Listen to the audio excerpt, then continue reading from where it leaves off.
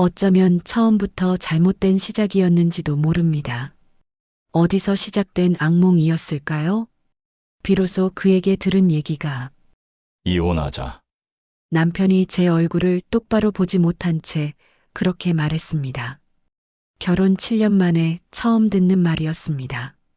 아니, 어쩌면 예상했던 말이었는지도 모릅니다.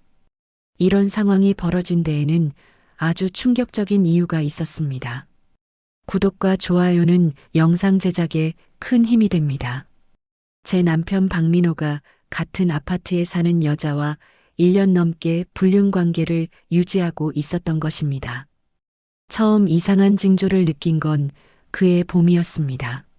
민호는 IT 스타트업을 매각한 후 부동산 투자업을 하고 있었는데 갑자기 저녁 약속이 잦아졌습니다. 처음엔 사업상 미팅이려니 했습니다. 하지만 귀가 시간은 점점 늦어졌고 돌아올 때마다 낯선 향수 냄새가 났습니다. 제가 사준 향수가 아니었습니다. 여보, 오늘 무슨 미팅 있었어요? 응. 강남에서 부동산 관련해서 만났어. 피곤하다. 먼저 씻을게. 대답은 점점 짧아졌고 눈은 마주치지 않았습니다. 핸드폰을 보는 시간은 늘어났고 화면은 항상 엎어져 있었습니다. 밤에 잠들었다가 화장실 가는 소리에 깨면 민호가 거실에서 누군가와 속삭이듯 통화하는 소리가 들렸습니다. 문을 여는 순간 황급히 전화를 끊는 모습을 여러 번 봤습니다. 누구랑 통화했어요? 아, 미국 거래처. 시차 때문에 이 시간에 연락 오더라. 거짓말이라는 걸 알았습니다. 목소리 톤이 달랐으니까요. 하지만 저는 모르는 척했습니다. 알고 싶지 않았던 것인지도 모릅니다. 8살 딸 지우가 있었고 겉으로는 평화로운 가정이었으니까요. 결정적인 순간은 5월 어느 토요일 오후였습니다. 마트에서 장을 보고 돌아오는 길에 아파트 엘리베이터를 탔습니다. 12층에서 문이 열렸을 때 민호가 서 있었습니다. 그리고 그 옆에는 같은 층에 사는 정소라가 있었습니다. 어머, 서윤 씨. 안녕하세요. 소라는 환하게 웃으며 인사했습니다. 민호는 제 눈을 피했습니다. 엘리베이터 안은 묘한 긴장감으로 가득했습니다. 소라의 목에서 민호 셔츠에서 맡았던 그 향수 냄새가 났습니다. 1층까지 내려가는 30초가 30분처럼 느껴졌습니다. 먼저 가보세요. 민호가 소라에게 말했습니다. 소라는 의미심장한 미소를 지으며 먼저 내렸습니다. 하이힐 소리가 로비에 울려 퍼졌습니다. 저는 무거운 장바구니를 들고 민호를 쳐다봤습니다. 우연히 마주쳤어. 같은 층이잖아. 12층에서요? 우리 집은 14층인데요. 아, 택배 찾으러 갔다가 변명은 점점 허술해졌습니다. 집으로 돌아오는 내내 심장이 두근거렸습니다. 하지만 불안함 때문이 아니라 확신 때문이었습니다. 저는 그날 밤 민호의 휴대폰을 확인하기로 결심했습니다. 새벽 2시 민호가 깊이 잠든 것을 확인한 후 조심스럽게 휴대폰을 집어들었습니다. 비밀번호는 지우 생일이었습니다. 화면이 켜졌고 카카오톡을 열었습니다. 대화 목록 맨 위에 소라라는 이름이 있었습니다. 손이 떨렸지만 눌렀습니다. 오늘 엘리베이터에서 딱 걸릴 뻔했잖아. 조심해야 해. 미안. 다음부턴 더 조심할게. 보고 싶어. 나도. 언제 만날 수 있어? 이번 주말에 지우 학원 보내고 나올게. 메시지는 수백 개였습니다. 몇 달 전부터 시작된 대화들이었습니다. 사진도 있었습니다. 호텔 침대에서 찍은 셀카 레스토랑에서의 데이트 사진, 선물 받았다며 찍은 명품 가방 사진들. 제가 지우와 친정에 다녀온 날, 민호가 출장 간다던 그날들, 모두 거짓이었습니다. 휴대폰을 든 손이 너무 떨려서 침대 옆 탁자에 올려놓았습니다.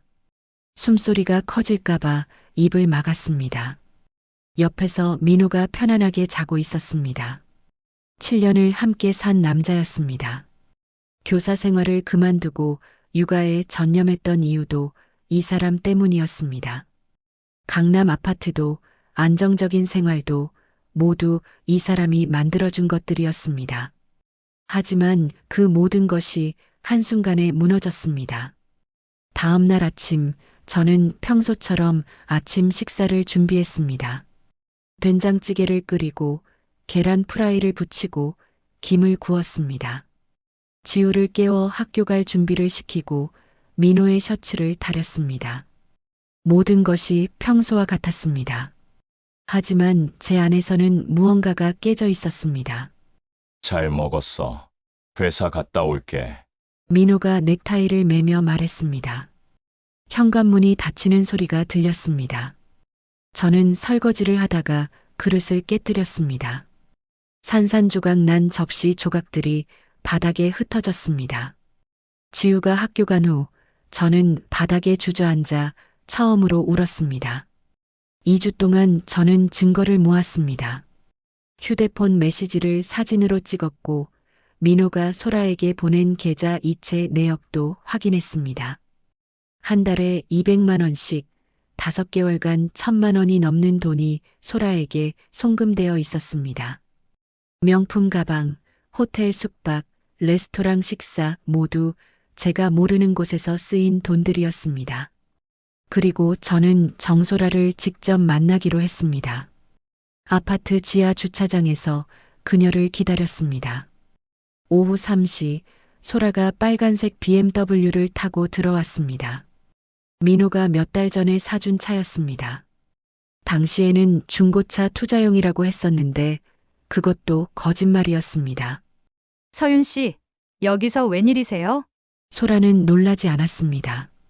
오히려 예상했다는 듯한 표정이었습니다. 31살, 저보다 2살 어렸습니다.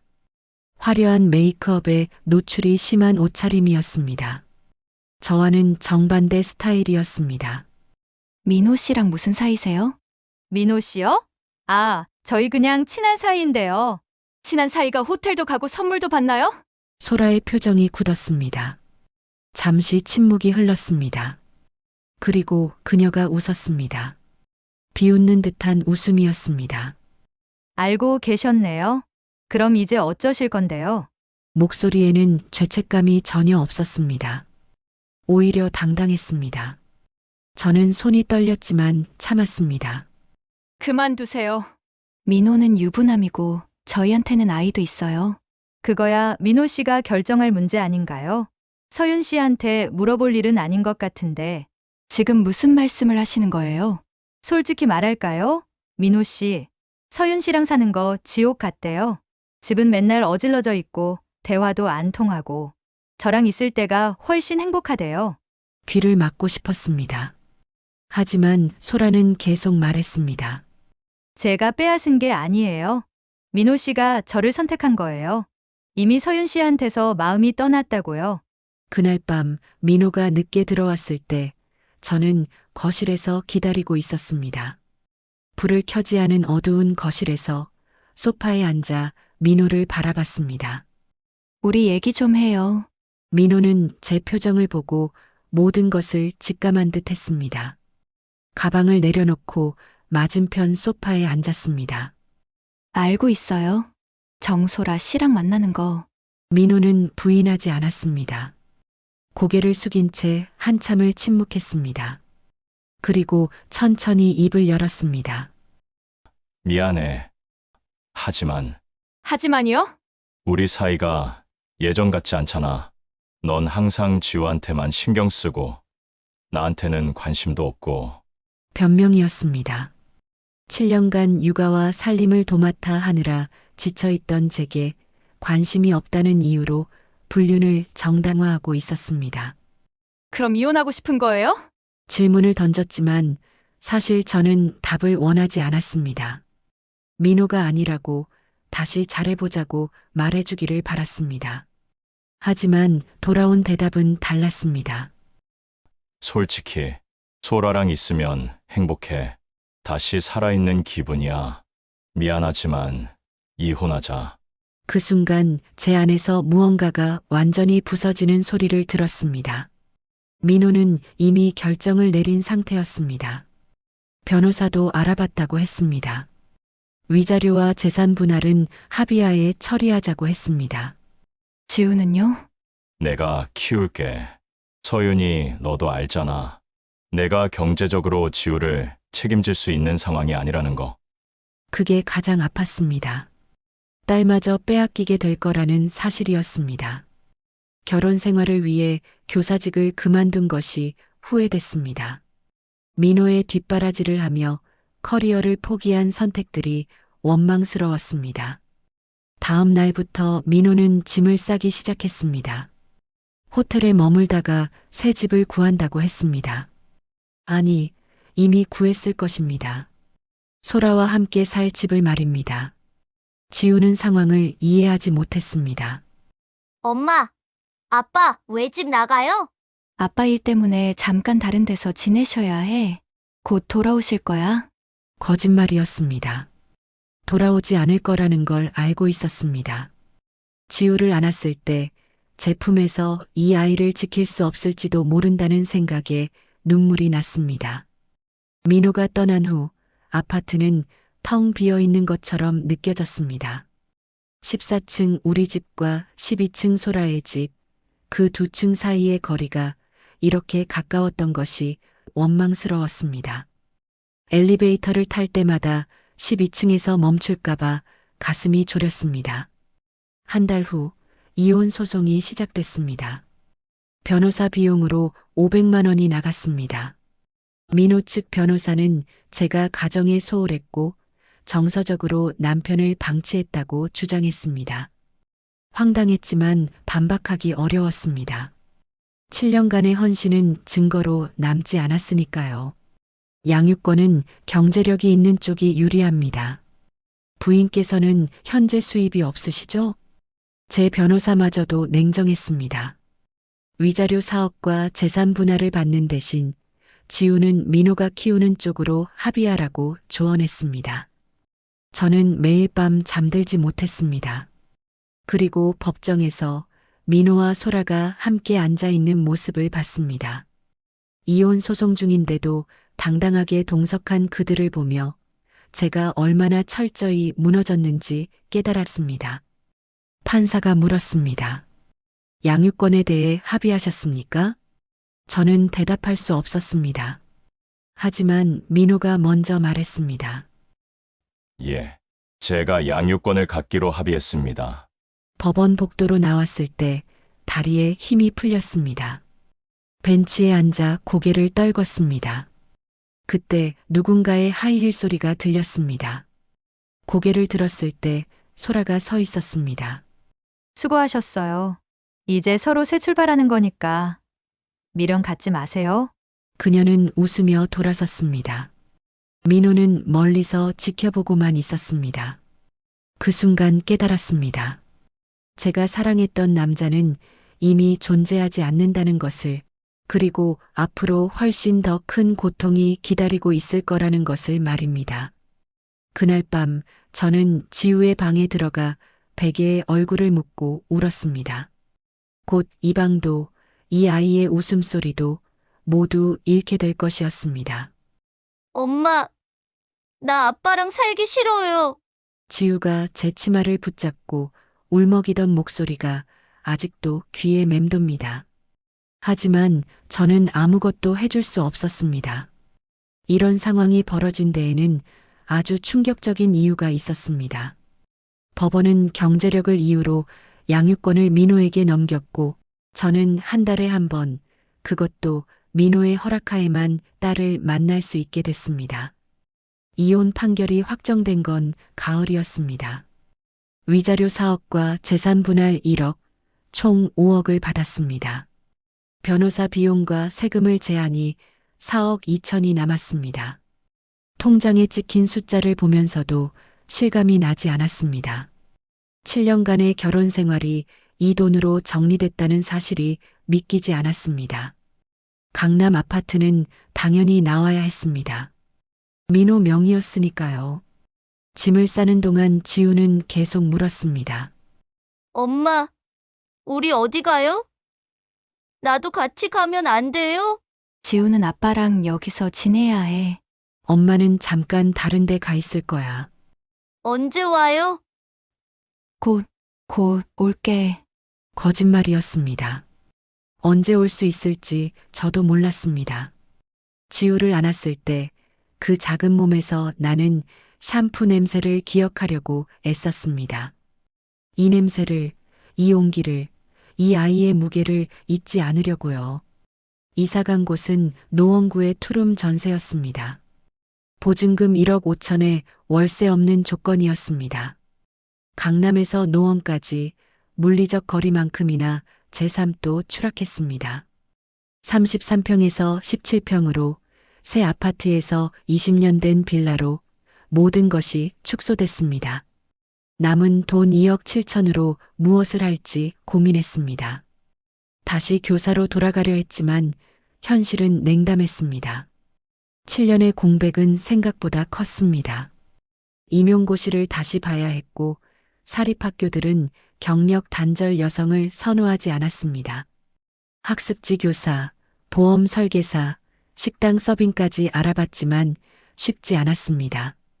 그때 친구 은미에게서 연락이 왔습니다. 대학 동기였던 최은미는 부동산 중개업을 한다고 했습니다. 이혼 소식을 듣고 위로한다며 저를 카페로 불렀습니다. 서윤아, 얼굴이 왜 그렇게 됐어? 많이 힘들었구나. 은미는 제 손을 잡아줬습니다. 오랜만에 느끼는 따뜻함이었습니다. 이혼 후 주변 사람들은 하나둘 연락이 끊겼습니다. 유부녀 모임에서는 자연스럽게 배제됐고 학부모 단톡방도 나가야 했습니다. 은미의 위로가 그래서 더 절실했습니다. 위자료 좀 받았다며? 그거 가지고 뭐 할 생각이야? 잘 모르겠어. 일단 당장 수입이 있어야 할 것 같은데. 그럼 잘 됐다. 내가 딱 좋은 거 하나 알아봤거든. 은미는 태블릿을 꺼내 보여줬습니다. 강남역 근처 상가 건물 1층 카페 자리였습니다. 위치가 좋고 유동 인구가 많은 곳이었습니다. 여기 전세로 나왔어.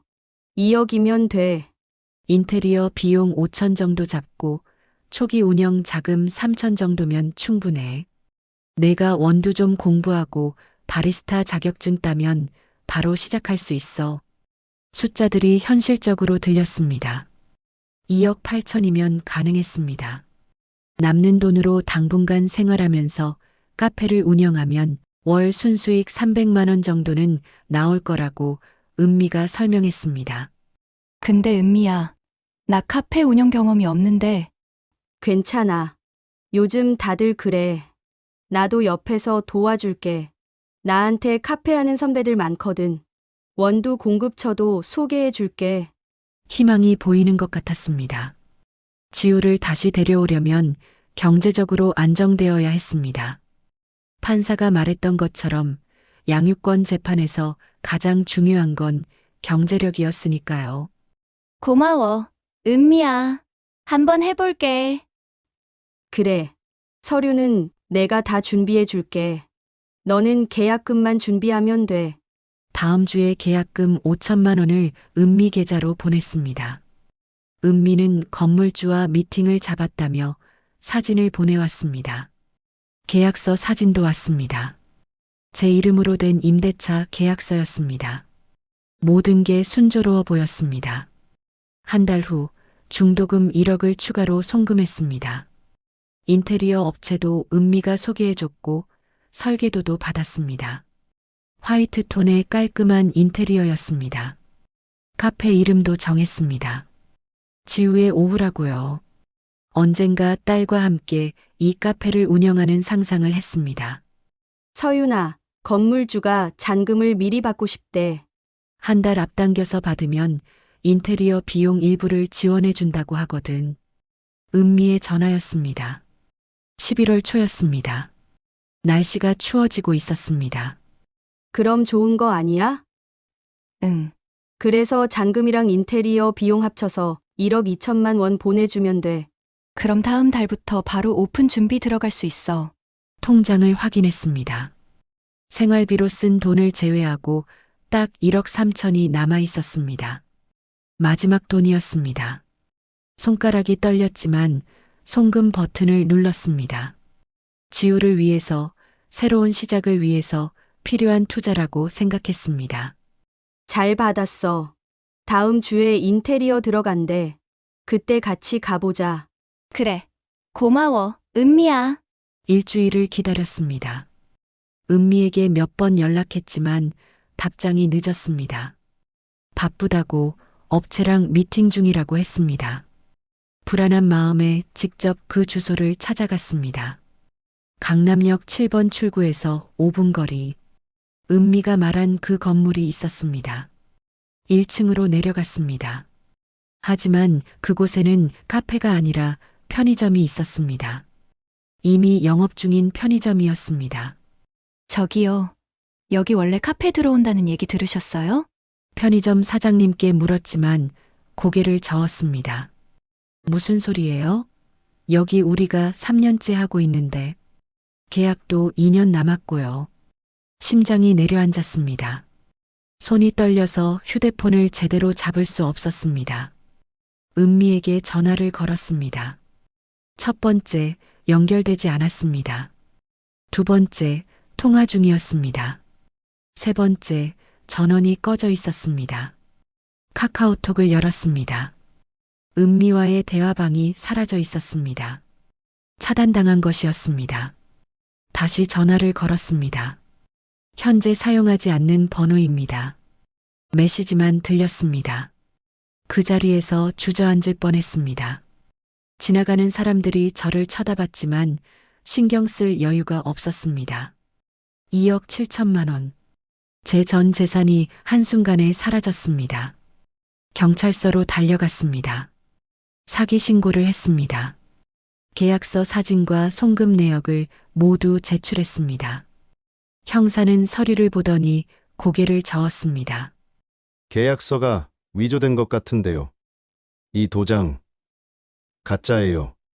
그리고 이 주소로 된 건물, 등기부등본 떼어보니까 전혀 다른 사람 소유더라고요. 그럼 제 돈은요?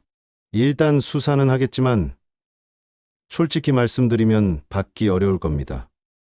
이런 전화금융 사기범들 돈 받자마자 해외로 빼돌리거든요. 은미. 최은미는 잡을 수 있나요? 그 사람도 찾아야죠. 근데 보통 이런 조직은 신분을 위장해서 활동해요. 실명이 아닐 가능성이 높습니다. 다리에 힘이 풀렸습니다. 경찰서 의자에 앉아 멍하니 천장을 바라봤습니다. 10년 지기 친구라고 믿었던 사람이 저를 속였습니다. 이혼의 상처가 채 아물기도 전에 또다시 배신당했습니다. 집으로 돌아오는 지하철 안에서 울었습니다. 사람들이 쳐다봤지만 멈출 수 없었습니다. 노원역에 내렸을 때 휴대폰이 울렸습니다. 민호였습니다.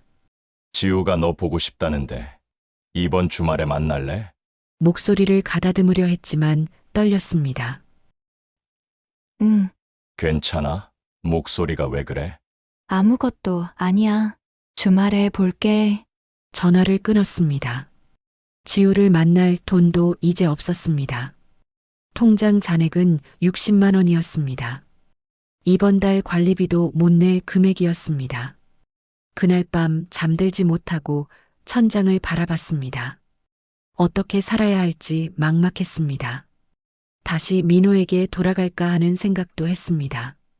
하지만 그는 이미 소라와 재혼 준비 중이라는 소식을 들었습니다. 돌아갈 곳도 없었습니다. 다음 날부터 일자리를 찾아다녔습니다. 편의점 야간 알바, 식당 설거지, 전단지 돌리기까지 가리지 않았습니다. 33살 경력 단절 여성 고졸대졸이지만 경력이 없으니 마찬가지 조건이 좋지 않았습니다. 한 달 후 겨우 학습지 교사 일을 구했습니다. 수수료 제외하고 월 100만 원 정도 버는 일이었습니다. 아침 9시부터 저녁 6시까지 노원구 일대를 돌아다니며 아이들을 가르쳤습니다. 다른 사람의 아이들을 가르치면서 제 딸은 만날 수 없는 현실이 비참했습니다. 주말에 지우를 만나는 날이었습니다. 약속 장소는 코엑스몰이었습니다. 민호가 지우를 데려왔습니다. 그런데 옆에 소라도 함께 있었습니다. 엄마! 지우가 달려왔습니다. 그 작은 몸을 안았을 때 눈물이 났습니다. 2달 만이었습니다. 지우는 조금 자란 것 같았습니다. 머리도 길어졌고 입고 있는 옷도 새 옷이었습니다. 서윤 씨, 오랜만이에요. 소라가 웃으며 말했습니다. 민호 팔에 자연스럽게 손을 걸치고 있었습니다. 제 딸 앞에서 제 전 남편과 다정하게 서 있는 그 모습이 견딜 수 없었습니다. 우리 3시간 후에 다시 올게요. 지우 잘 부탁해요. 민호가 말했습니다. 그들은 쇼핑을 하러 간다고 했습니다. 저와 지우를 남겨두고 손을 잡고 걸어가는 뒷모습을 봤습니다. 지우가 제 손을 꼭 잡았습니다. 엄마, 나 그 아줌마 싫어. 왜? 맨날 아빠랑만 놀아. 나는 혼자 방에 있어야 돼. 그리고 엄마 욕도 해. 무슨 욕? 엄마가 게으르고 집도 더럽게 산다고. 그래서 아빠가 이혼했다고 그랬어. 손을 떨며 지우를 안았습니다. 8살 아이가 들어서는 안 될 말들이었습니다. 하지만 어쩔 수 없었습니다. 양육권이 없는 저는 아무것도 할 수 없었습니다. 지우야, 엄마는 너를 정말 사랑해. 그거 알지? 응, 나도 엄마가 제일 좋아. 엄마, 나 엄마 집에 가서 살면 안 돼. 가슴이 찢어지는 것 같았습니다. 하지만 대답할 수 없었습니다. 제 집은 좁은 투룸이었고 수입은 불안정했고 무엇보다 법적 권리가 없었습니다. 조금만 기다려. 엄마가 곧 데리러 갈게. 또 거짓말이었습니다. 언제 데리러 갈 수 있을지 알 수 없었습니다. 지우와 함께 푸드코트에서 떡볶이를 먹고 게임센터에서 놀고 서점에서 책을 골랐습니다. 3시간이 너무 빨리 지나갔습니다. 민호와 소라가 돌아왔을 때 둘 다 쇼핑백을 들고 있었습니다. 명품 로고가 보였습니다. 소라는 새로 산 구두를 신고 있었습니다. 제가 7년간 아껴 쓰며 살 때 이 사람들은 이렇게 돈을 쓰고 있었습니다. 지우야, 아빠랑 가자. 싫어. 나 엄마랑 더 있을래. 지우가 제 허리를 꼭 안았습니다. 민호가 난처한 표정으로 지우를 떼어냈습니다. 다음에 또 보면 되잖아. 가자. 싫어. 엄마. 엄마. 지우가 울면서 손을 뻗었습니다. 하지만 저는 아무것도 할 수 없었습니다. 그저 서서 지우가 멀어지는 모습을 바라봤습니다. 지우의 울음소리가 멀어질 때까지 저는 그 자리에 서 있었습니다. 집으로 돌아오는 지하철에서 또 울었습니다. 옆자리 사람이 자리를 피했지만 상관없었습니다. 집에 도착했을 때는 밤 9시였습니다. 불도 켜지 않은 방에 누워 천장을 바라봤습니다. 다음 날 길거리에서 쓰러졌습니다. 학습지 수업을 마치고 집으로 가던 중이었습니다. 며칠간 제대로 먹지 못했던 탓이었습니다. 누군가 119를 불렀고 병원으로 실려갔습니다. 응급실에서 깨어났을 때 간호사가 물었습니다. 보호자 연락처가 어떻게 되세요? 없어요. 휴대폰 단축번호 1번으로 연락드려도 될까요? 아, 말리기 전에 이미 전화를 건 것 같았습니다. 단축번호 1번은 아직도 민호였습니다. 바꾸지 못했던 것입니다. 1시간 후 민호가 응급실로 들어왔습니다. 놀란 표정이었습니다. 무슨 일이야? 괜찮아? 왜 왔어요? 병원에서 연락 왔어. 혈압도 낮고 영양 상태도 안 좋다던데 제대로 먹고 다니는 거야. 신경 쓰는 척하지 말라고 이제 남이라고 말하고 싶었습니다. 하지만 목소리가 나오지 않았습니다. 너무 지쳐 있었습니다. 무슨 일 있었어? 말해봐. 민호가 제 손을 잡았습니다. 그 따뜻함이 너무 그리웠습니다. 그래서 말해버렸습니다. 은미에게 사기당한 이야기를, 전 재산을 잃었다는 이야기를 말입니다. 민호는 한참 아무 말도 하지 않았습니다. 그리고 한숨을 쉬었습니다. 바보같이 해. 왜 그렇게 쉽게 사람을 믿어? 질책이 아니라 안타까움이 섞인 목소리였습니다. 그게 더 서러웠습니다. 눈물이 흘러내렸습니다. 민호가 티슈를 건넸습니다. 일단 퇴원하고 내일 우리 집에 와. 밥이라도 먹고 가. 소라 씨가 싫어할 거예요. 상관없어. 다음 날 민호가 말한 주소로 갔습니다. 강남 신축 아파트였습니다. 우리가 살던 곳보다 더 좋은 곳이었습니다. 초인종을 눌렀을 때 문을 연 사람은 소라가 아니라 민호였습니다. 들어와. 소라는 친구 만나러 나갔어. 안도감과 동시에 서러움이 밀려왔습니다. 민호가 끓여준 된장찌개를 먹으면서 옛날 생각이 났습니다. 신혼 때 제가 매일 아침 끓여주던 된장찌개를 민호가 맛있다고 했던 기억이요. 맛있어. 응, 많이 힘들었지? 고개를 끄덕였습니다. 민호가 제 머리를 쓰다듬었습니다. 순간 모든 것을 잊고 그 손에 기댈 뻔했습니다. 하지만 정신을 차렸습니다. 이 사람은 이미 제 남편이 아니었습니다. 고마워요. 밥 잘 먹었어요. 이제 갈게요. 일어서려는데 민호가 제 손을 잡았습니다. 서윤아, 미안해. 내가 너무 못됐어. 그 말을 듣고 싶었습니다. 하지만 지금 들으니 아무 의미가 없었습니다. 손을 뿌리치고 현관문을 열었습니다. 뒤돌아보지 않고 나왔습니다. 엘리베이터를 기다리는데 복도 끝에서 소라가 걸어오는 게 보였습니다. 눈이 마주쳤습니다. 소라의 얼굴이 굳었습니다. 저는 재빨리 엘리베이터에 탔고 문이 닫혔습니다. 집으로 돌아오는 길 휴대폰이 울렸습니다. 모르는 번호였습니다. 받았습니다. 강윤정 씨 맞으시죠? 경찰서입니다. 최은미 관련해서 연락드렸는데요. 심장이 빨리 뛰었습니다. 잡으셨어요? 아니요, 아직 못 잡았습니다. 다만 피해자가 여러 명 나오고 있어서요. 같이 고소인단 꾸리면 수사에 도움이 될 것 같습니다. 희망은 없었습니다. 돈은 돌아오지 않을 것이고 은미는 잡히지 않을 것이었습니다. 저는 완전히 바닥에 떨어져 있었습니다. 그날 밤 창문을 열고 밖을 내다봤습니다. 5층이었습니다. 뛰어내리면 모든 게 끝날 것 같았습니다. 하지만 지우 얼굴이 떠올랐습니다. 엄마가 보고 싶다던 그 목소리가 들렸습니다. 창문을 닫았습니다. 아직은 죽을 수 없었습니다. 지우를 위해서라도 살아야 했습니다.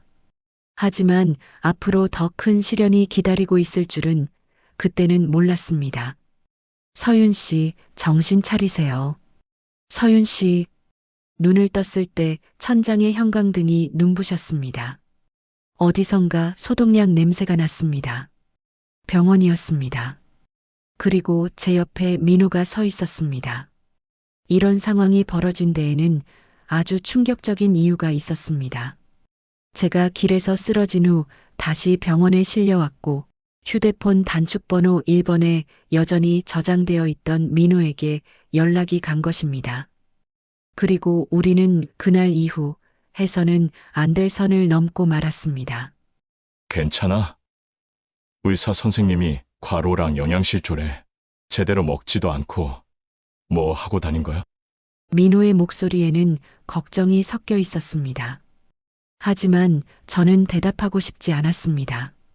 이 사람은 더 이상 제 걱정을 할 자격이 없었으니까요. 왜 또 왔어요? 이제 남인데. 단축번호를 왜 아직도 안 지웠어? 대답할 수 없었습니다. 지우고 싶었지만 지울 수 없었던 그 이름을, 그 번호를 말입니다. 7년간 1번에 저장되어 있던 여보라는 이름을 박민호로 바꾸는 것조차 몇 달이 걸렸습니다. 집에 가야죠. 퇴원 수속해주세요. 일어나려는데 어지러웠습니다. 민호가 부축했습니다. 오늘은 무리하지 마. 일단 우리 집 가서 쉬다가 소라 씨가 있을 텐데요. 출장 갔어. 3일간. 출장이라는 말에 이상함을 느꼈지만 묻지 않았습니다. 민호의 차를 타고 그의 집으로 향했습니다. 거부할 힘도 없었고 솔직히 혼자 있고 싶지 않았습니다. 민호의 집은 여전히 깨끗했습니다. 하지만 뭔가 어수선했습니다. 거실 소파에 여자 옷가지가 아무렇게나 놓여 있었고 주방 싱크대에는 설거지가 쌓여 있었습니다. 예전에 제가 살던 집의 모습과는 달랐습니다. 미안. 좀 지저분하지? 앉아 있어. 죽 끓여줄게. 민호가 주방으로 들어갔습니다. 냄비를 꺼내고 쌀을 씻는 소리가 들렸습니다. 신혼 때 제가 아플 때마다 민호가 죽을 끓여주던 기억이 떠올랐습니다. 어설프지만 정성스럽게 끓여준 호박죽의 맛이 기억났습니다. 맛있어? 30분 후 민호가 내온 죽을 먹으며 고개를 끄덕였습니다. 간이 약간 싱거웠지만 따뜻했습니다. 며칠 만에 제대로 된 식사였습니다. 서윤아, 너 정말 많이 힘들었구나. 지금 동정하는 거예요? 동정 아니야. 그냥 미안해서. 민호가 제 손을 잡았습니다. 뿌리쳐야 했습니다. 하지만 그러지 못했습니다. 너무 외로웠고 너무 지쳐 있었으니까요. 서윤아, 나 그만해요. 이제 우리 남이잖아요. 손을 빼내고 일어섰습니다. 하지만 다리에 힘이 없었습니다. 비틀거리자 민호가 저를 붙잡았습니다. 그리고 그대로 안아버렸습니다. 나요. 미안해. 정말 미안해. 민호의 품에서 그의 심장 소리가 들렸습니다. 예전에 수없이 들었던 소리였습니다. 그 익숙함이, 그 따뜻함이 너무 그리웠습니다. 눈물이 났습니다. 왜 이래요? 왜 이제 와서 이러는 거예요? 소라랑 사는 게 생각했던 것과 달라. 매일 싸우고, 집은 엉망이고, 대화도 안 통하고, 너랑 살 때가 얼마나 좋았는지 이제 알겠어. 그래서 어쩌자는 거예요? 다시 저한테 돌아오자고요. 지금 소라 씨는요? 이혼하려고 해 아직 말은 안 했지만 믿을 수 없었습니다. 아니, 믿고 싶지 않았습니다. 하지만 제 마음 한편에서는 희망이 싹트고 있었습니다. 다시 돌아갈 수 있다면, 지우를 되찾을 수 있다면, 거짓말하지 마요. 진짜야. 나 요즘 소라 때문에 미치겠어. 카드값은 한 달에 500만 원씩 나오고 집안일은 하나도 안 하고 친구들이랑 술 마시고 새벽에 들어오기 일쑤고. 그 말을 들으니 묘한 감정이 들었습니다. 동정인지 안도인지 아니면 복수를 당한 듯한 쾌감인지 알 수 없었습니다. 제가 알바 아니에요. 소라 씨랑 알아서 하세요. 서윤아, 우리 다시 시작할 수 없을까? 안 돼요. 저는 이미 당신을 믿지 않아요. 뿌리치고 나오려 했습니다. 하지만 민호가 제 팔을 잡았습니다. 한 번만 기회를 줘. 내가 잘못했어. 정말 잘못했어. 그날 밤 저는 민호의 집에서 잤습니다. 게스트룸이었지만 그 집에서 자는 것만으로도 마음이 편했습니다. 오랜만에 따뜻한 이불을 덮고 푹 잤습니다. 다음 날 아침 민호가 만든 아침 식사를 먹었습니다.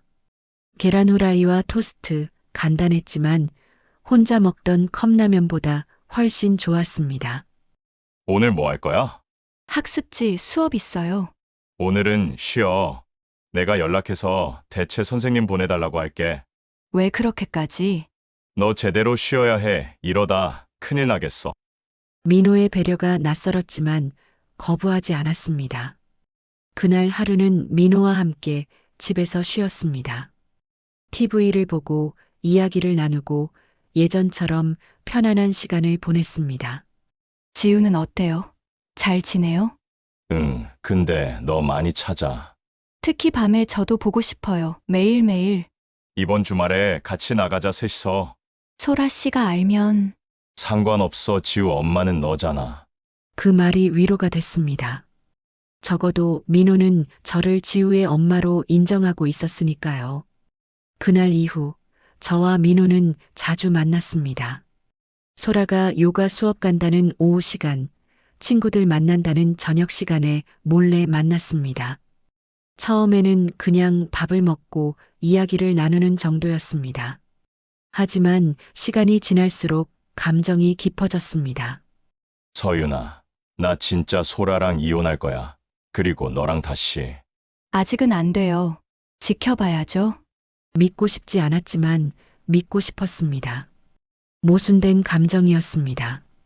하지만 민호와 함께 있으면 외로움이 잊혀졌고 힘들었던 시간들이 위로받는 느낌이었습니다. 2달이 지났을 때 민호가 제안했습니다. 이번 주말에 지우랑 같이 워터파크 갈래? 지우가 가고 싶다고 했거든. 망설였지만 딸을 보고 싶은 마음에 동의했습니다. 토요일 아침 민호가 지우를 데리고 제 집 앞으로 왔습니다. 엄마! 지우가 달려와 안겼습니다. 석 달 만이었습니다. 또 조금 자란 것 같았습니다. 머리를 단발로 자른 모습이 귀여웠습니다. 우리 지우 머리 잘랐네? 예쁘다. 아빠가 잘라줬어. 엄마, 오늘 워터파크 간다며?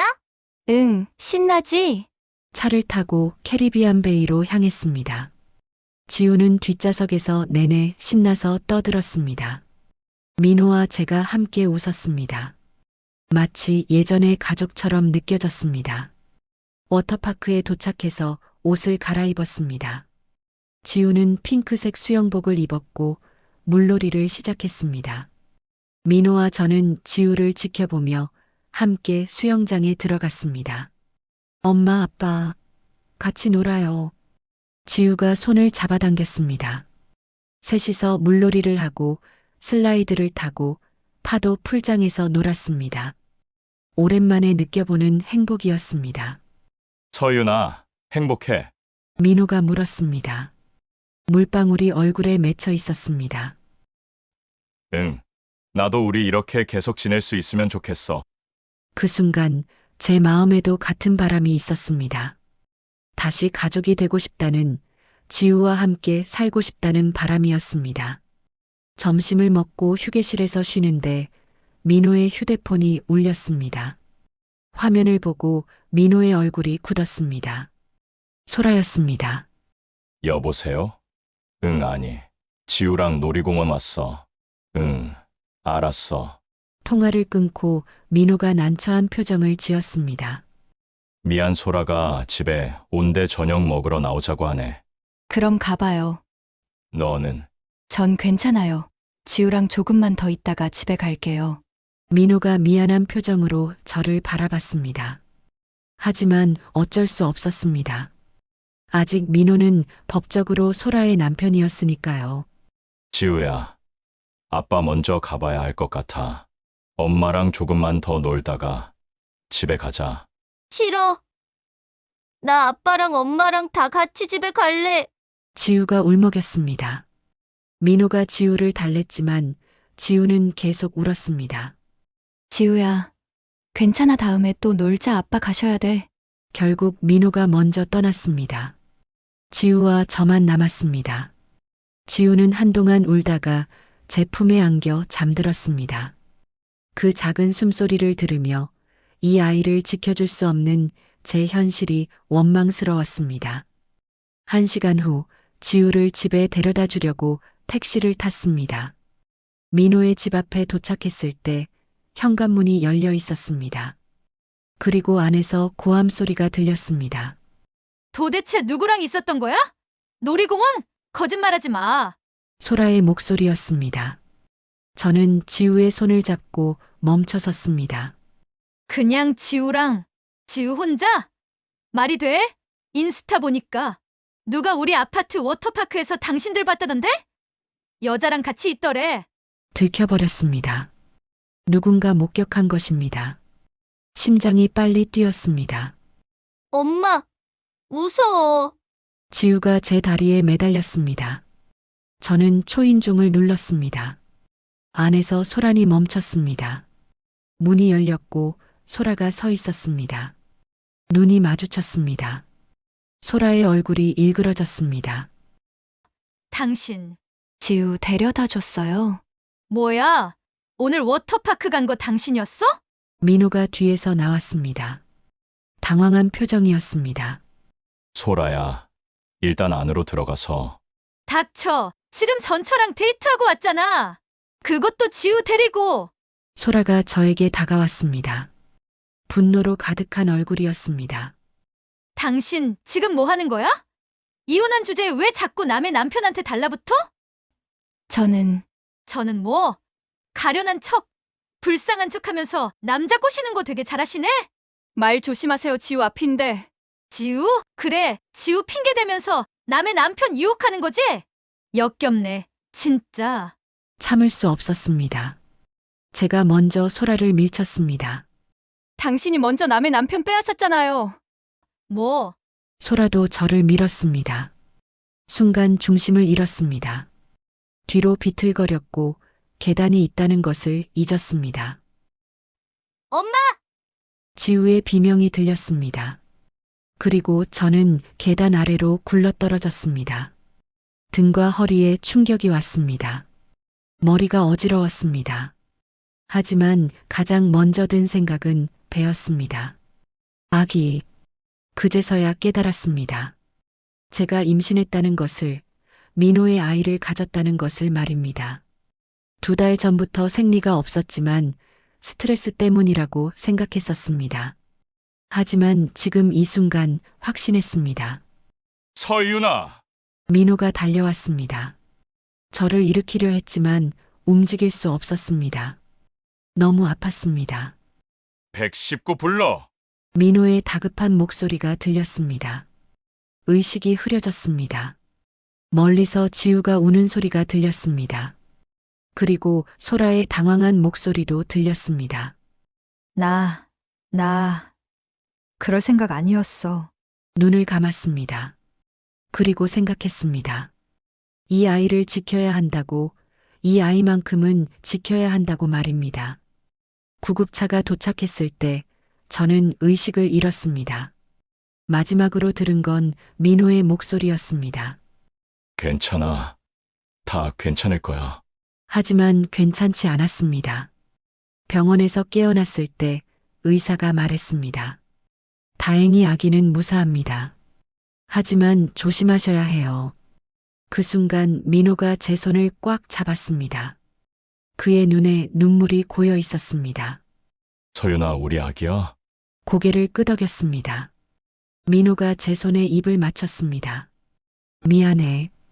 정말 미안해. 내가 지킬게. 너랑 아기 다 지킬게. 하지만 병실 문 밖에서는 소라가 서 있었습니다. 창문 너머로 보이는 그녀의 얼굴은 분노와 배신감으로 일그러져 있었습니다. 그리고 저는 알았습니다. 진짜 전쟁은 이제 시작이라는 것을, 앞으로 훨씬 더 큰 폭풍이 몰아칠 것이라는 것을 말입니다. 당신 애 지워. 소라가 병실 문을 박차고 들어오며 내뱉은 첫 마디였습니다. 차갑고 날카로운 목소리였습니다. 민호가 황급히 일어나 소라를 막았습니다.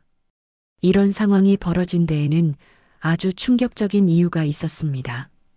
제가 민호의 아이를 임신했다는 사실이 알려지면서 모든 것이 돌이킬 수 없는 파국으로 치닫기 시작한 것입니다. 소라야, 병원에서 소리 지르지 마. 소리. 지금 내가 소리 지르는 게 문제야? 당신이 전처를 임신시켰는데. 소라의 목소리가 복도까지 울려 퍼졌습니다. 지나가던 간호사가 놀란 표정으로 쳐다봤습니다. 민호가 소라를 복도로 끌어냈고 문이 닫혔습니다. 하지만 복도에서 들리는 고함 소리는 막을 수 없었습니다. 이혼해! 당장 이혼하자고! 알았어, 이혼하자. 그러니까 진정해. 진정? 내가 어떻게 진정해? 당신이 바람 피워서 애까지 만들어 왔는데. 아이러니했습니다. 소라가 저와 민호 사이를 갈라놓을 때는 당당했으면서 이제는 피해자인 척하고 있었습니다. 하지만 제게도 할 말은 없었습니다. 저 역시 유부남의 아이를 가진 것이니까요. 병실 문이 다시 열렸습니다. 민호가 지친 얼굴로 들어왔습니다. 미안해, 소라가 너무 흥분해서. 이혼하실 거예요? 응, 이미 변호사 알아봤어. 재산 분할은요? 소라가 전부 달라고 하더라. 아파트, 주유소, 통장 다. 그럼 안 되죠. 그건 너무. 괜찮아. 내가 다시 벌면 돼. 중요한 건 너랑 우리 아기야. 민호의 말은 진심처럼 들렸습니다. 하지만 믿기 어려웠습니다. 한번 배신한 사람이 또 배신하지 않으리란 보장이 어디 있었을까요? 민호 씨, 저 혼자 키울게요. 이 아이. 무슨 소리야? 당신은 소라 씨랑 정리하는데 집중하세요.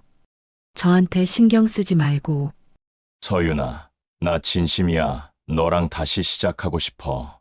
그 말 소라 씨한테도 했었죠? 민호가 할 말을 잃었습니다. 저는 고개를 돌렸습니다. 창밖으로 겨울 하늘이 보였습니다. 12월이었습니다. 올해가 가기 전에 이 모든 일이 벌어졌습니다. 퇴원하는 날 민호가 집까지 바래다 줬습니다. 노원구 빌라 앞에 차를 세우고 민호가 말했습니다. 이런 데서 살면 어떡해. 내가 다른 집 알아볼게. 됐어요. 전 여기서 괜찮아요. 아기 때문이라도 더 좋은 환경에. 민호 씨, 부탁이에요. 저 좀 혼자 있게 해줘요. 차에서 내려 빌라로 들어갔습니다. 뒤돌아보지 않았습니다. 민호의 차가 떠나는 소리를 들으며 계단을 올라갔습니다. 5층까지 올라가는 동안 숨이 찼습니다. 배가 살짝 불러온 것 같았습니다. 집에 도착해서 문을 열었을 때 현실이 느껴졌습니다. 좁은 방 한 칸, 부엌 하나, 화장실 하나. 여기서 아이를 키울 수 있을까요? 학습지 교사 월급 100만 원으로 육아를 할 수 있을까요? 소파에 앉아 배를 쓰다듬었습니다. 아직 움직임은 느껴지지 않았지만 분명히 그곳에 생명이 있었습니다. 지우의 동생이었습니다. 그날 밤 지우에게 전화를 걸었습니다. 민호가 받았습니다. 지우 좀 바꿔줘요? 지금 자고 있어. 내일 다시 전화할래? 아니요, 깨워주세요. 꼭 얘기해야 할 게 있어서요. 잠시 후 지우의 졸린 목소리가 들렸습니다. 엄마, 지우야, 엄마가 할 말이 있어. 지우 곧 동생 생겨. 엄마 뱃속에 아기가 있어. 전화기 너머로 지우가 숨쉬는 소리만 들렸습니다. 한참 후에 작은 목소리가 들렸습니다. 남동생이야, 여동생이야? 아직 몰라. 근데 지우는 언니나 누나가 되는 거야. 엄마, 그럼 나도 엄마랑 같이 살 수 있어? 가슴이 무너졌습니다. 대답할 수 없었습니다. 조금만 기다려. 엄마가 꼭꼭 데리러 갈게. 또 거짓말이었습니다. 언제 데리러 갈 수 있을지 알 수 없었습니다. 다음 날 소라에게서 연락이 왔습니다. 문자였습니다. 내일 오후 2시 강남역 스타벅스에서 만나요. 꼭 나와야 해요. 무슨 이야기를 할지 뻔했지만 피할 수 없었습니다. 다음 날 약속 장소로 갔습니다. 소라는 이미 와 있었습니다. 선글라스를 끼고 있었지만 눈빛이 부어 있는 게 보였습니다. 앉아요. 소라의 목소리는 예상외로 차분했습니다. 저는 맞은편에 앉았습니다. 바로 본론으로 들어갈게요. 애 지우세요? 못해요. 왜요? 이미 딸 하나 있잖아요. 그것도 못 키우면서 무슨 배짱으로 또 낳으려고 해요. 날카로운 말이었지만 반박할 수 없었습니다. 실제로 지우도 제대로 못 키우고 있었으니까요. 이건 제 아이예요. 당신이 관여할 일이 아니에요.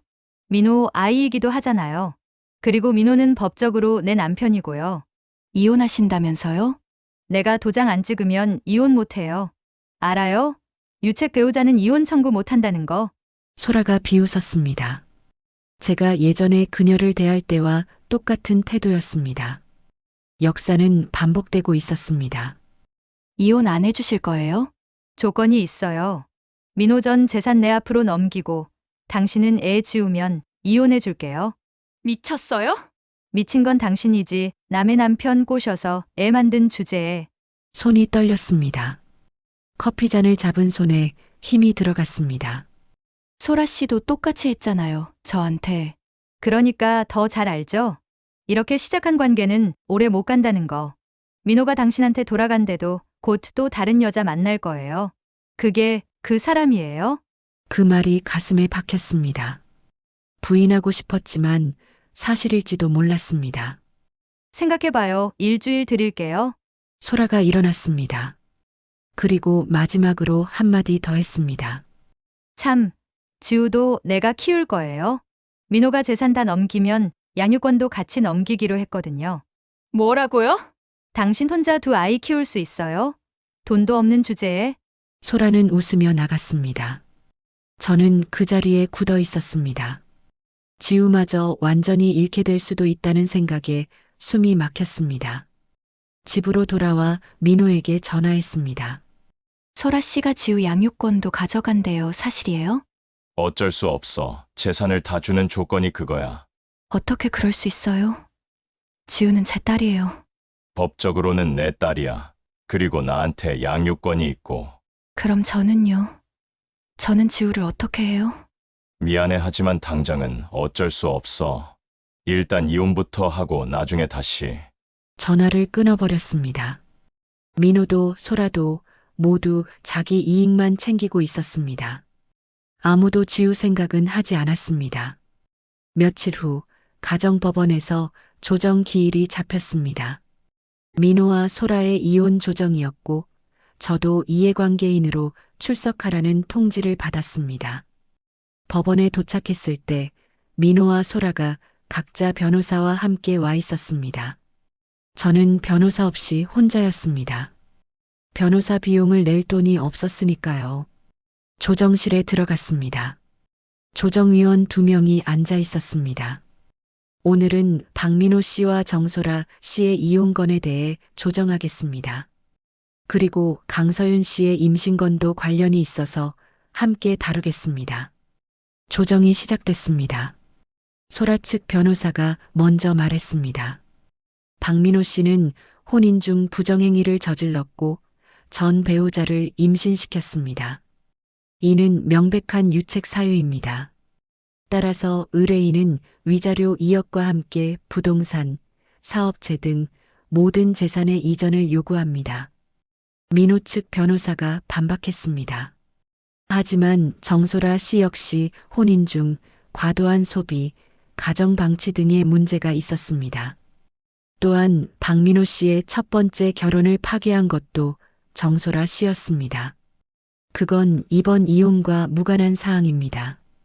설전이 이어졌습니다. 저는 그저 앉아서 듣고만 있었습니다. 제 임신 사실이 모든 사람 앞에서 공개되고 판단받는 게 수치스러웠습니다. 조정위원이 저를 쳐다봤습니다. 강서윤 씨, 임신 사실이 맞습니까? 네, 아이 아버지는 박민호 씨가 확실합니까? 네. 출산 계획은 있으십니까? 나을 거예요. 소라가 비웃었습니다. 혼자 키울 건데요. 돈은 있어요. 조정위원이 소라를 제지했습니다. 조용히 하세요. 강서윤 씨, 박민호 씨에게 양육비를 청구할 생각은 있으십니까? 아직 생각 안 해봤어요. 사실이었습니다. 어떻게 해야 할지 막막했습니다. 조정은 결론 없이 끝났습니다. 3주 후 다시 만나기로 했습니다. 법원을 나오는데 소라가 저를 막아섰습니다. 생각해봤어요? 내 제안? 아직이요. 시간 없어요. 다음 조정 때까지 결정 안 하면 나 끝까지 싸울 거예요. 이혼도 안 해주고 지우도 절대 못 만나게 할 거예요. 협박이에요. 현실이에요. 소라가 돌아서 걸어갔습니다. 민호가 다가왔습니다. 서윤아, 괜찮아? 괜찮을 리 없죠. 미안해. 내가 이런 상황을 만들어서. 이제 와서 미안하다는 말이 무슨 소용이에요? 민호의 얼굴이 일그러졌습니다. 나도 힘들어. 소라는 도장 안 찍어주고, 너는 나 믿지 않고, 지우는 매일 울고. 그게 다 당신이 만든 상황이잖아요. 목소리가 커졌습니다. 지나가던 사람들이 쳐다봤습니다. 처음에 소라 씨 만날 때 이렇게 될 줄 알았어요? 가정 파괴하고 전처 임신시키고 딸까지 빼앗길 거라고? 알았어, 다 내 잘못이야. 그러니까 우리 어떻게 해결할지 같이 생각해 보자고. 해결요? 이미 다 망가졌어요. 당신도, 저도, 소라 씨도 다 망가졌어요. 특히 지우가 제일 망가졌고요. 민호가 대꾸하지 못했습니다. 저는 돌아서서 걸어갔습니다. 지하철을 타고 집으로 돌아오는 길, 배가 아팠습니다. 스트레스 때문인지 아기가 움직이는 것 같았습니다. 손으로 배를 감싸며 속삭였습니다. 미안해. 엄마가 이렇게 준비 없이 너를 가져서. 집에 도착해서 침대에 누웠습니다. 천장을 바라보며 생각했습니다. 이 아이를 낳으면 어떻게 키울까? 지우는 어떻게 되는 걸까? 민호와는 어떻게 되는 걸까? 모든 게 불확실했습니다. 하지만 한 가지는 확실했습니다. 이 아이를 지키겠다는 것, 그게 마지막 제 몫이라는 것이었습니다. 그날 밤 소라에게 문자를 보냈습니다. 당신 제안 거절합니다. 이 아이는 낳을 겁니다. 그리고 지우도 포기하지 않을 거예요. 답장은 바로 왔습니다. 후회할 거예요. 두고 봐요. 휴대폰을 던져버렸습니다. 그리고 베개를 끌어안고 울었습니다. 어떻게 될지 몰랐지만 싸워야 했습니다. 제 아이들을 위해서라도 말입니다. 하지만 앞으로 어떤 대가를 치러야 할지 그때는 알지 못했습니다. 엄마, 배 속에 아기 있어요? 지우가 제 배를 조심스럽게 만지며 물었습니다.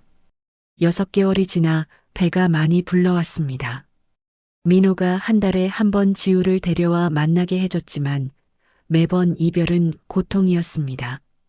이런 상황이 벌어진 데에는 아주 충격적인 이유가 있었습니다.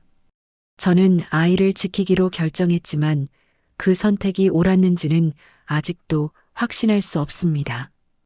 응, 지우 동생이야. 나도 만져봐도 돼요? 그럼. 지우의 작은 손이 제 배에 닿았을 때 아기가 움직였습니다. 지우가 눈을 크게 떴습니다. 엄마, 움직여! 지우 동생이 인사하는 거야. 지우가 배에 얼굴을 대고 속삭였습니다. 안녕, 나 언니야. 빨리 나와 같이 놀자. 그 모습을 보며 눈물이 났습니다. 이 아이들이 함께 자랄 수 있을까요? 같은 집에서, 같은 엄마 품에서 말입니다. 지우야, 시간 됐다 가야지. 민호가 말했습니다. 오늘은 이 시간만 만나기로 했습니다. 소라가 허락한 시간이었습니다. 싫어. 나 엄마랑 더 있을래. 다음에 또 만나면 되잖아. 다음은 언제 돼요? 또 한 달 후에요? 지우가 울기 시작했습니다. 민호가 난처한 표정으로 저를 쳐다봤습니다. 지우야, 괜찮아. 엄마가 곧 지우 데리러 갈게. 또 거짓말이었습니다. 하지만 이제는 거짓말인지 진짜인지조차 구분이 안 됐습니다. 지우를 보내고 나서 혼자 남았을 때 공허함이 밀려왔습니다. 냉장고를 열었습니다. 우유 하나, 계란 3개, 김치 조금. 그게 전부였습니다. 학습지 교사 일을 임신 5개월까지 했지만 배가 불러오면서 그만뒀습니다. 지금은 수입이 전혀 없었습니다. 통장 잔액을 확인했습니다. 23만 원. 이번 달 관리비도 못 낼 금액이었습니다. 민호가 생활비를 보내주겠다고 했지만 거절했습니다. 받기 시작하면 끝이 없을 것 같았습니다. 휴대폰이 울렸습니다. 모르는 번호였습니다. 여보세요? 강서윤 씨 맞으시죠? 저는 정소라의 변호사입니다. 심장이 빨리 뛰기 시작했습니다. 무슨 일로? 다음 주 화요일 오전 10시에 가정법원에서 최종 조정이 있습니다. 꼭 참석하시기 바랍니다. 알겠습니다. 전화가 끊어졌습니다. 손이 떨렸습니다. 최종 조정. 모든 것이 결정되는 날이었습니다. 일주일이 지났습니다. 법원에 갈 옷을 골랐습니다. 인부복 중에서 가장 단정해 보이는 검은색 원피스를 입었습니다. 배가 많이 불러 지퍼가 잘 올라가지 않았습니다. 법원에 도착했을 때 민호와 소라가 이미 와 있었습니다. 각자 변호사와 함께였습니다. 저는 여전히 혼자였습니다. 조정실로 들어갔습니다. 조정위원 2명이 서류를 보고 있었습니다. 오늘이 마지막 조정입니다. 합의가 안 되면 재판으로 넘어갑니다. 양측 모두 이해하시죠? 모두 고개를 끄덕였습니다. 박민호 씨 측에서 먼저 말씀하시죠. 민호 변호사가 서류를 꺼냈습니다. 의뢰인은 이혼에 합의하며 위자료 5천만 원과 재산 분할 30%를 제한합니다. 양육권은 협의 후 결정하는 것으로. 말도 안 돼요. 소라가 소리쳤습니다. 제가 7년을 참고 살았는데 겨우 5천? 농담하세요? 정소라 씨, 조용히 하세요. 조정위원이 제지했습니다. 소라 변호사가 말했습니다. 의뢰인은 위자료 2억, 재산 분할 70%, 그리고 박지우 양육권을 요구합니다. 지우 양육권은 안 됩니다. 이번엔 민호가 소리쳤습니다. 지우 친엄마는 저기 있잖아요. 민호가 저를 가리켰습니다. 모두의 시선이 저에게 쏠렸습니다. 강서윤 씨, 의견 있으십니까? 조정위원이 물었습니다. 저는 천천히 일어났습니다. 저는 지우 양육권을 원합니다. 지우는 제 친딸이고 저 없이는 살 수 없어요. 하지만 경제력이 없으시잖아요. 소라 변호사가 비웃었습니다. 현재 무직이고 임신 중이고 앞으로 태어날 아이도 키워야 하는 상황에서 어떻게 지우까지 키우시겠어요? 제가 일 구할 거예요. 출산 후에.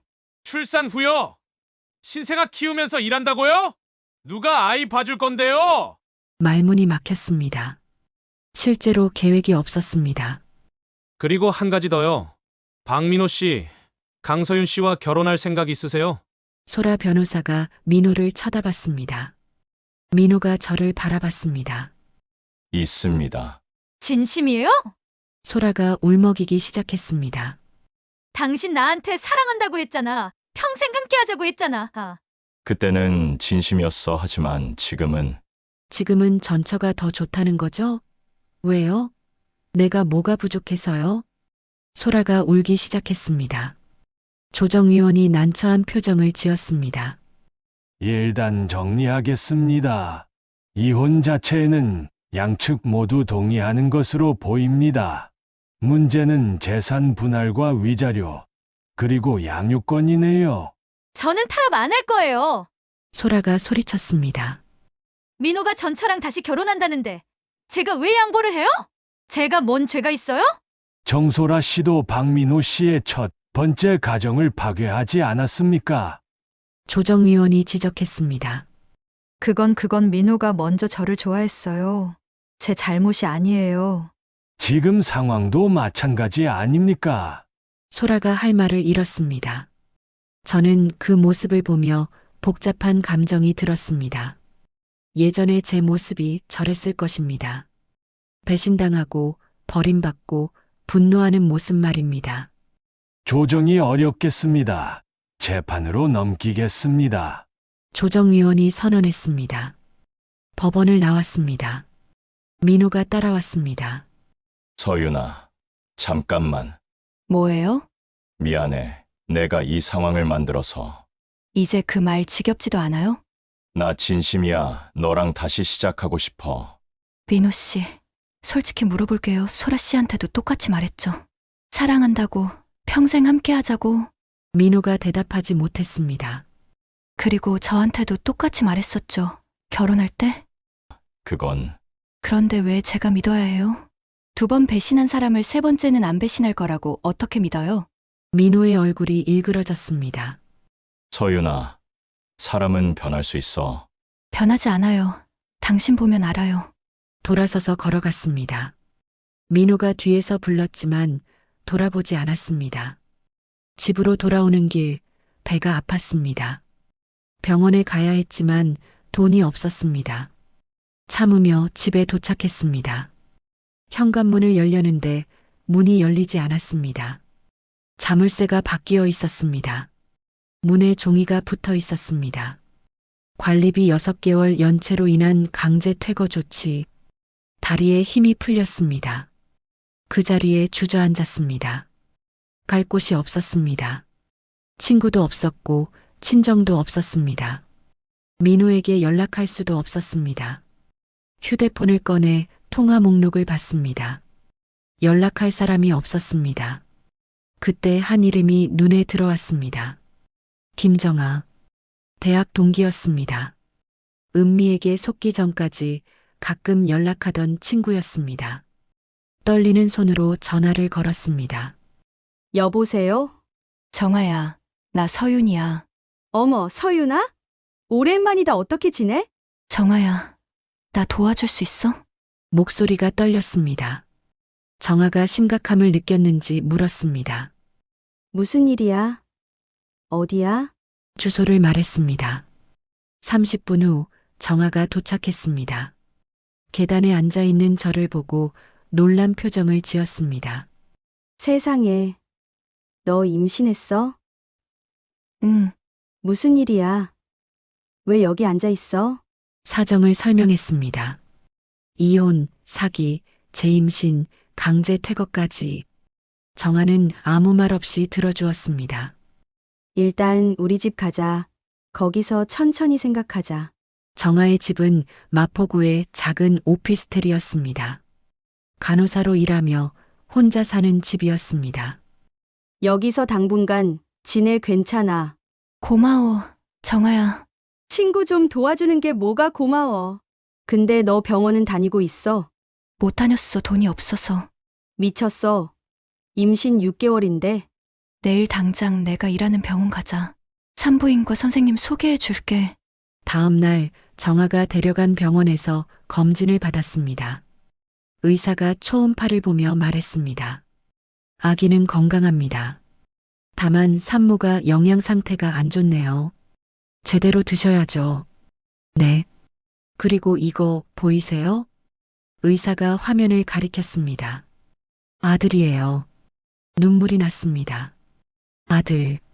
지우의 남동생이었습니다. 축하해요. 의사가 웃으며 말했습니다. 하지만 저는 웃을 수 없었습니다. 이 아이를 어떻게 키워야 할지 막막했으니까요. 병원을 나와 정아와 함께 카페에 앉았습니다. 아들이래. 그래? 축하해. 정아야, 나 어떡하지? 일단 애 낳고 생각하자. 나 출산 휴가 때 너 도와줄게. 정아야, 울지 마. 너 혼자 아니야. 하지만 저는 혼자였습니다. 법적으로, 경제적으로, 정서적으로 모두 혼자였습니다. 석 달이 지났습니다. 출산 예정일이 다가왔습니다. 민호에게 연락했습니다. 다음 주에 출산이에요. 정말? 내가 갈게. 아니요, 오지 마세요.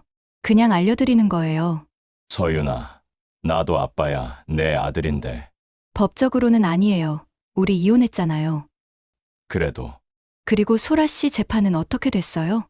아직 진행 중이야. 소라가 계속 항소해서. 그럼 언제 끝나는데요? 모르겠어. 1년은 걸릴 것 같아. 그동안 저 기다리래요? 미안해. 또 미안하다는 말이었습니다. 저는 전화를 끊었습니다. 일주일 후 진통이 시작됐습니다. 정아가 병원으로 데려갔습니다.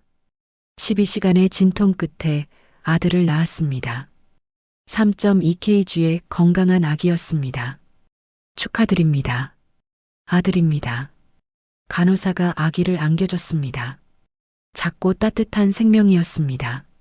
눈을 감고 있는 얼굴을 보니 눈물이 났습니다. 미안해. 엄마가 준비가 안 되어 있어서. 아기가 작은 손을 움직였습니다. 제 손가락을 잡았습니다. 그 순간 결심했습니다. 이 아이만큼은 잘 키우겠다고 지우도 꼭 되찾겠다고 말입니다. 민호가 병원으로 왔습니다. 신생아실 앞에서 아기를 보며 울고 있었습니다. 서윤아, 우리 아들 너무 예쁘다. 당신 아들 아니에요. 제 아들이에요. 무슨 소리야? 호적에도 안 올릴 거예요. 성도 제 성으로 할 거고요. 서윤아, 그러지 마. 나도 아빠 역할 하고 싶어. 소라 씨랑 이혼하면 그때 생각해 볼게요. 민호가 할 말을 잃었습니다. 퇴원하는 날 정아가 데리러 왔습니다. 우리 집에서 산후조리해 내가 도와줄게. 정아야, 너무 미안해. 친구 좀 도와주는 게 뭐가 미안해. 정아의 집에서 한 달을 보냈습니다. 아기 이름을 지었습니다. 강준서, 준수하고 따뜻한 사람이 되라는 의미였습니다. 한 달 후 작은 월세방을 얻었습니다. 보증금 500만 원에 월세 40만 원. 정아가 빌려준 돈이었습니다. 언제 갚을 수 있을지 모르지만 받아야 했습니다. 집에서 할 수 있는 일을 찾았습니다. 재택근무 데이터 입력 일이었습니다. 한 달에 100만 원 정도 벌 수 있었습니다. 월세와 생활비를 빼면 남는 게 없었지만 그래도 수입이 생겼습니다. 준서는 건강하게 자랐습니다.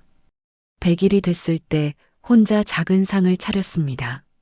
사진을 찍어 민호에게 보냈습니다. 우리 아들 100일이에요. 답장이 왔습니다. 정말 많이 컸네. 보고 싶어. 소라 씨랑 이혼했어요? 아직. 그 후로 연락하지 않았습니다. 지우는 여전히 만날 수 없었습니다. 소라가 철저히 막았고 민호도 어쩔 수 없다고 했습니다. 지우 목소리를 들은 게 6개월 전이 마지막이었습니다. 1년이 지났습니다. 준서가 돌이 됐습니다. 혼자 상을 차리고 사진을 찍었습니다. 친구는 정아 하나뿐이었습니다. 서윤아, 너 정말 대단해. 혼자서 애 키우면서 일하고. 대단한 게 아니야. 어쩔 수 없는 거지. 민호한테는 연락 안 해? 이제 그 사람 생각도 안 나. 거짓말이었습니다. 매일 밤 준서를 재우며 생각했습니다. 이 아이에게 아빠가 없다는 것을, 지우는 어떻게 지내고 있을지를 말입니다. 그날 밤 민호에게서 전화가 왔습니다. 서윤아, 나야. 무슨 일이에요? 소라랑 이혼했어. 드디어 끝났어. 심장이 빨리 뛰었습니다. 하지만 기쁘지 않았습니다. 그래서요? 우리 다시 시작할 수 있을까? 아니요. 왜? 이제 장애물 없잖아. 당신이 장애물이에요. 뭐? 당신을 못 믿겠어요. 한 번 배신한 사람을 어떻게 믿어요? 나 변했어. 진짜로. 사람은 안 변해요. 특히 당신 같은 사람은. 전화를 끊었습니다. 민호가 다시 걸었지만 받지 않았습니다. 다음 날 민호가 집으로 찾아왔습니다. 서윤아, 문 열어. 우리 얘기 좀 하자. 돌아가세요. 나 진심이야. 너랑 준서랑 같이 살고 싶어. 지우는요? 양육권 소라가 가져갔어. 재산 다 주는 조건으로. 그럼 전 싫어요. 지우 없이는 못 살아요. 나중에 다시 찾으면 되잖아. 나중은 없어요. 지금 지우는 저 없이 잘하고 있어요. 매일매일이 중요해요. 민호가 한숨을 쉬었습니다. 그럼 어떻게 하면 돼? 내가 뭘 해야 너랑 다시 시작할 수 있어? 없어요. 방법 없어요. 서윤아. 돌아가세요. 다시는 오지 마세요. 문을 닫았습니다. 민호가 한참 문 앞에 서 있다가 돌아갔습니다. 그날 밤 준서를 재우며 생각했습니다. 제 선택이 옳았을까요? 민호와 다시 시작했다면 경제적으로는 안정됐을 것입니다. 하지만 마음은 편하지 않았을 것입니다. 3년이 지났습니다. 준서는 4살이 됐습니다. 어린이집에 다니기 시작했습니다. 저는 여전히 재택근무를 하며 아이를 키웠습니다. 어느 날 길에서 지우를 만났습니다. 우연이었습니다. 마트에서 나오는데 지우가 소라와 함께 걷고 있었습니다. 지우야. 지우가 돌아봤습니다. 11살이 된 지우는 많이 자라 있었습니다. 하지만 제 얼굴을 보고도 표정이 없었습니다. 엄마예요, 지우 엄마. 몰라요. 가슴이 무너졌습니다. 지우가 저를 몰라봤습니다. 지우야, 엄마야, 강서윤. 저 엄마 저기 계세요. 지우가 소라를 가리켰습니다. 소라가 비웃으며 지우를 데리고 갔습니다. 그 자리에 멍하니 서 있었습니다. 지우가 저를 잊어버렸습니다. 집으로 돌아와 준서를 안았습니다. 이 아이마저 잃으면 안 됐습니다. 준서야, 엄마 사랑해. 나도 엄마 사랑해.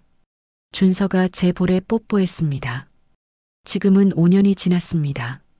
준서는 7살이 됐습니다. 초등학교에 입학했습니다. 저는 데이터 입력일을 계속하며 근근히 살고 있습니다. 민호는 가끔 연락합니다. 준서 학원비를 보내주겠다고, 양육비를 주겠다고 말합니다. 하지만 거절합니다. 받기 시작하면 끝이 없을 것 같아서입니다. 지우는 만나지 못했습니다. 이제 중학생이 됐을 것입니다. 제 얼굴을 기억이나 할까요? 가끔 후회합니다.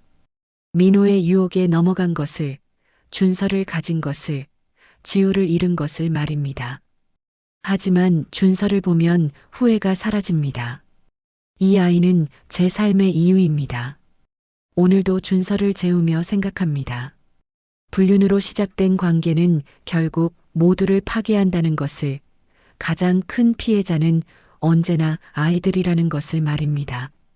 저는 이제 압니다. 무너진 신뢰는 결코 회복되지 않는다는 것을, 한 번의 선택이 평생을 좌우한다는 것을, 그리고 사랑보다 중요한 건 책임이라는 것을 말입니다. 준서가 잠든 얼굴을 보며 속삭입니다. 미안해, 준서야. 엄마가 더 좋은 환경을 만들어주지 못해서. 하지만 엄마는 너를 사랑해. 그것만은 확실해. 그리고 지우에게도 마음속으로 말합니다. 지우야, 엄마 미안해. 너를 지키지 못해서. 언젠가 다시 만날 수 있을까? 그때는 엄마를 용서해 줄 수 있을까? 창밖으로 달이 떠오릅니다. 어딘가에서 지우도 같은 달을 보고 있을까요? 저는 오늘도 살아갑니다. 후회와 희망 사이에서, 과거와 현재 사이에서, 무너진 가정의 잔해 속에서 말입니다. 이것이 제 이야기입니다. 불륜의 대가이자, 선택의 결과이자, 한 여자의 생존기입니다. 그리고 이 이야기가 누군가에게는 경고가 되기를, 누군가에게는 위로가 되기를 바랍니다.